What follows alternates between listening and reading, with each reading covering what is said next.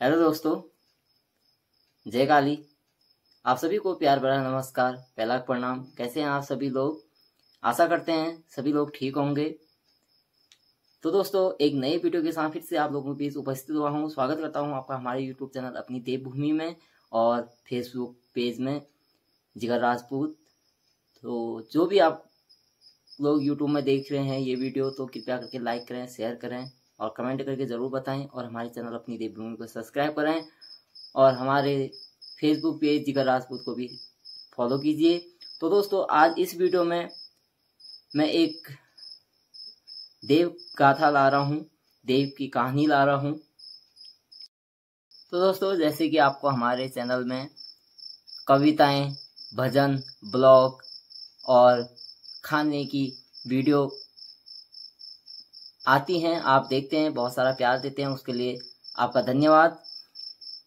तो आज के इस वीडियो में मैं आपको एक देवता की कहानी सुनाने वाला हूं, जो देवभूमि के कुमाऊं मंडल में पूजे जाने वाले मुख्य देवता संभावती गोलू गोलजू से जुड़ी है। मैं आपको इस वीडियो के माध्यम से नक्कू मसान और राजा गौरिया बाला गौरिया का मिलन और युद्ध से लेकर नक्कू मसान को बेताल घाट में क्यों पूजा जाता है। बेताल घाट एक जगह है जो नैनीताल जिले में स्थित है और ये नक्कू मसान होने के बावजूद देव रूप में कैसे आए और बेताल घाट में इनको इष्टकारी रूप में क्यों पूजा जाता है और नक्कू बुबू क्यों बोला जाता है, मैं आपको एक कुमाऊनी जाकर के अनुसार आपको इस वीडियो में पूरा बताऊंगा।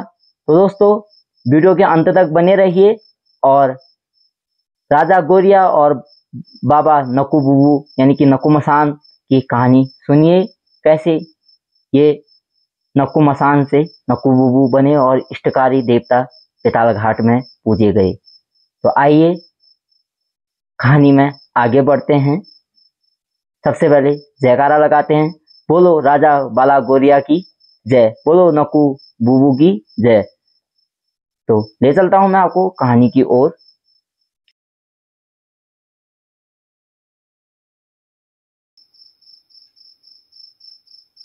ये उस समय की बात है जब चंपावत में बाला गौरिया यानी गोलजू का राजकाल चल रहा था।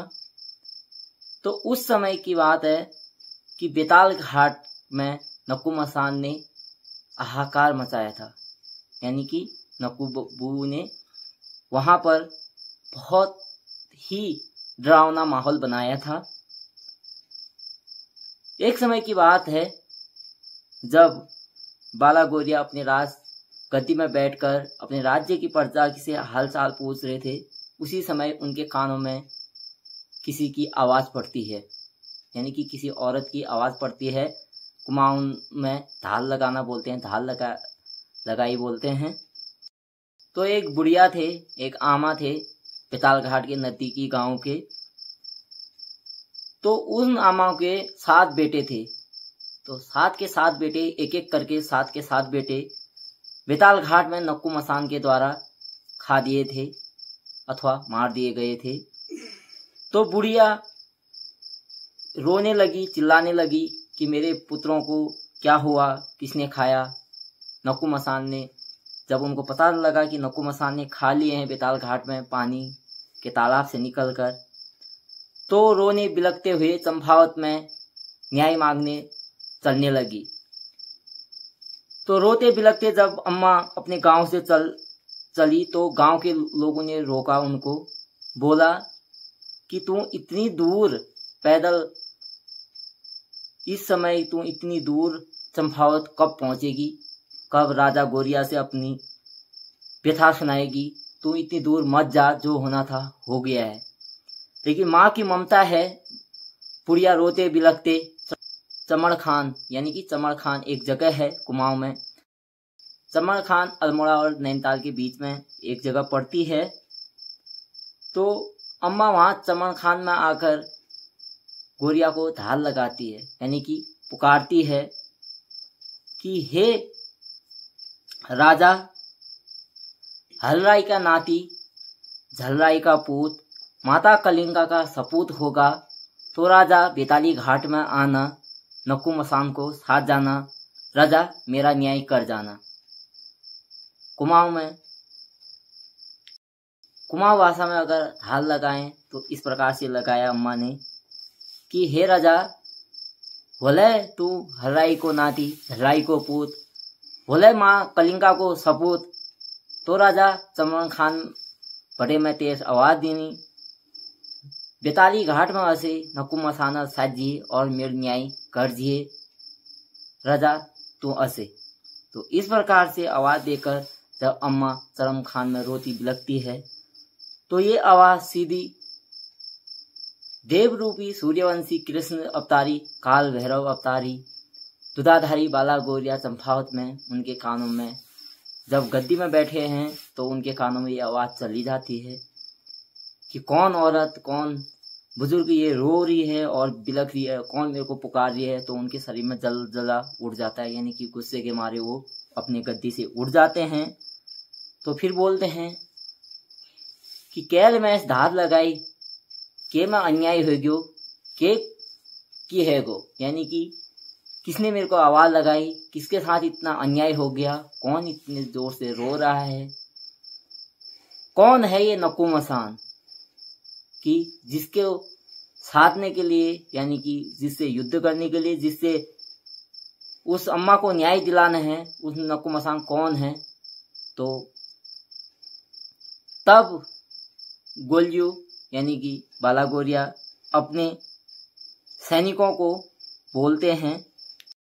उस समय सैनिकों को कुमाऊं में दीवान बोला जाता था, यानी कि अपने सैनिकों दीवानों को भेजते हैं, गुप्त सैनिक होते हैं जो कि जाओ चारों दिशाओं में जाओ, कहाँ से ये आवाज मारी और ये नक्कू मसान कौन है बेताल घाट में, इसके बारे में जानकारी लेके आओ। तो दीवान सैनिक पानी की ताल जाते हैं, ऊंचे डुंगराओं में जाते हैं, यानी कि ऊंचे पहाड़ों में जाते हैं, नीचे मैदान में जाते हैं, हर जगह जाते हैं और लास्ट में बेताल घाट पहुंचते हैं और उस गांव में पहुंचते हैं, पता करते हैं कि नक्कू मसान कौन है, क्या है, कैसे नक्कू मसान पैदा हुआ और बेताल घाट में वो ऐसा अत्याचार, यानी कि जो भी गाय भैंस बकरी आदमी जा रहे हैं उनको क्यों मार दे रहा है और खा दे रहा है। तो ये सब पता कर जब दीवान सैनिक चंपावत में राज घरानों में, यानी कि दुधाधारी बाला गौरिया के राज दरबार में पहुंचते हैं, तब राजा गौरिया को नक्कू मसान की कहानी सुनते हैं। तो दोस्तों सुनिए आप भी बेताल घाट में नक्कू मसान की उत्पत्ति कैसे हुई और उसको नक्कू बुबू क्यों बोला जाता है और आज तक नक्कू बुबू बेताल घाट में पूजे जाते हैं। तो क्यों पूजे जाते हैं उसकी गाथा अब आप सुनिए। तो दीवानों ने इस प्रकार कही कि राजा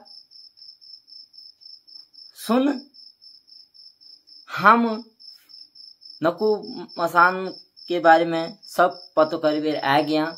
राजा यू इस की, यानी कि राजा हम नक्कू मसान की सब बात पता करके आए हैं। ये इस प्रकार है कि एक सती वीरता नारी थी उसी गांव में, बेताल घाट के नजदीकी एक गांव में एक सती वीरता नारी थी और उसको गर्भ ध्यान हो गया, यानी कि गर्भ में बच्चा ठहर गया। तो जो वो औरत होती हैं उनकी सास बड़ा दुख करती हैं कि हे बुआरी, यानी कि हे बहू, तू ये किसका पराय धन मेरे घर में ले आई है, यानी कि वो बोलती है तेरे गर्भ में जो बच्चा ठहरा है ये किसका है, मेरे बेटे का नहीं है, तो क्यों पराय धन ले आई है, तू इसको मार दे या हम तेरे को मार देते हैं। तो बहुत दुख करते हैं, उसको घर से निकाल देते हैं। वो औरत रोते बिलखते बोलती है आज आकाश का नहीं, मेरो पताल को नहीं, अगल को नहीं, पछिल को नहीं, यानी कि मेरा आज मायके का नहीं, ससुराल का नहीं, आगे का नहीं, पीछे का नहीं, मेरा कोई नहीं है, आज मैं घर से निकाली गई हूँ। तो रोती बिलखती है, यानी कि चौमास के दिन होते हैं, चारों तरफ बारिश हुई रहती है, घुनू घुनू घास उपजी रहे हो, आकाश में बादल फट रहे हो, पानी की बौछार हो रहे हो, तब नक्कू मसान पैदा हुए, ऐसा बोला जाता है। यानी कि चारों तरफ बारिश हो रही थी और हर जगह हरियाली घास उत्पन्न हो रहा था। तो ये औरत जब घर से निकलती है बोलती है आज तो मैं बेताल घाट में यानी कि वहाँ बेताल घाट में पानी के तालाब नदी है, तो वहाँ मैं आज अपनी जान दे दूंगी। तो जाती है, घर से निकल जाती है और जब बेताल घाट में पहुँचती है, बेताल घाट में पहुँचती है, तिरियाहट उसको आता है। तो बोला जाता है दोस्तों, संसार में सब कुछ संभाला जा सकता है, सब कुछ सुधारा जा सकता है, लेकिन तिरियाहट कभी नहीं संभाला जा सकता है। तो रोती है, बिलखती है और अपने पेट में जोर से चोट स्वयं को मार के हुए आवाज देती है, तू होगा सत का पुत्र, जो भी मेरे गोद में तू पल रहा है, मेरा न्याय करना, मेरा सती वीरता धर्म को न्याय पहुंचाना और बनाए रखना। तू माँ का लाल होगा और मेरा पति वीरता धर्म का न्याय देना। अपने बेटे को बोलती है, यानी कि अपने गर्भ को, जो गर्भ में बच्चा ठहरा है उसी गर्भ को बोलती है। रोते रोते आंख बंद करती है और बेताल घाट में पानी के तालाब में कूद मार देती है। तो पानी के रौ के ताल में पहुंच जाती है, यानी कि पानी के तालाब नीचे तल में पहुंच जाती है। और तब नक्कू मसान का, यानी कि उस गर्भ का महीना पूरा तो हुआ ही रहता है, तो ये पैदा हो जाते हैं। जब अपनी माँ की ये आवाज़ उनके कानों में पड़ती है कि मेरी माँ मर गई और मेरे को पानी में जन्म दे गई और मेरे माँ के साथ इतना अन्याय हुआ है, तो वो उस टाइम ऐसे हुंकार भरते हैं नक्कू मसान कि आज मैं ऐसा न्याय करूँगा, जिसने मेरी माँ को निकाला है, इनका पूरा, जब तक दुनिया रहेगी इनको मैं उत्पन्न नहीं होने दूंगा, यानी कि इनका नष्ट करूंगा और मैं आज से अपना रूप दिखाऊंगा। यानी कि वो बहुत बालहट में चले जाते हैं और उनको कोई दीन दुनिया से कोई वो नहीं होता है, पता नहीं होता है, दूध पिया नहीं रहता है, खून से उत्पन्न देवता माने जाते हैं। तो चारों तरफ खून ही खून होता है, जब ये पैदा हुए रहते हैं तो वही खून ये पीकर, यानी कि खाकर अपना पेट भरते हैं। तब से लेकर जब तक गोरिल, यानी कि गोलजू ये आपस में मिलते नहीं हैं, तब तक ये नक्कू मसान जो भी उस तालाब के इर्द गिर्द घूम चलते हैं, तो उनको उठाकर, बकरी हो, गाय हो, जो भी हो, बैल आदमी, उनको उठाकर तालाब के तल में लेके जाते हैं। बोला जाता है नक्कू मसान रोका ताल ले गयो, कलेची चिरी खाए गयो, यानी कि पानी के तल में लेकर सभी के कलेजे निकालकर खा जाते थे। तो जब दीवानों ने ये बात सुनाई राजा गोरिया को, तो राजा गोरिया के कान खड़े हो गए, आंखों में जलजले, आंखों में, यानी कि अपने बड़े बड़े आंखों में उनको गुस्सा समाया नहीं संभला और उनके गठीले बदन में आग सी दौड़ने लगी।